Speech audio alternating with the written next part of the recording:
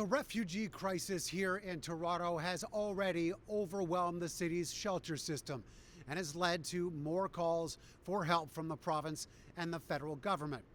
But a look at major U.S. cities shows just how much more difficult the issue can be.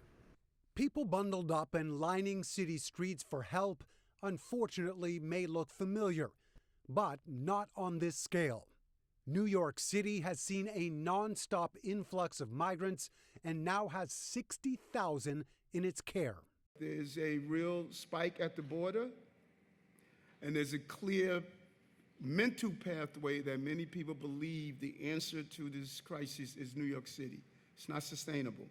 It's not sustainable.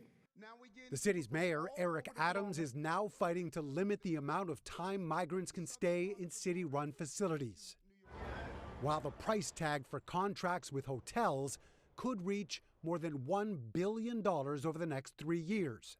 President Joe Biden expanded the country's temporary protected status for Venezuelans who arrived before July 31st. But New York says it's still not enough. That's 9,500 people I don't have to find housing for. I'll take it. But I'm getting $10,000 a month, and a substantial number are still in our care today. The National Guard has also been brought in to deal with case management to help asylum seekers and migrants file the appropriate paperwork. We said we'd be partners. We said we'd help. It's money, it's facilities, locations. We've cleaned up many, fixed them up, got them ready, and it's also the personnel. Many of those seeking asylum have made their way from the U.S.-Mexico border, where places like El Paso, Texas, have been overwhelmed, some being sent on buses to California. Another big city, Chicago, had 12 more buses arrive on the weekend, leaving people to sleep at police stations, as it considers contracting private security firms to set up large base camps.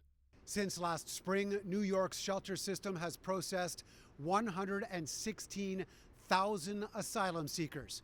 Toronto, in comparison, has seen 3,500 newly identified refugees register in the first 8 months of this year. Mark McAllister, City News.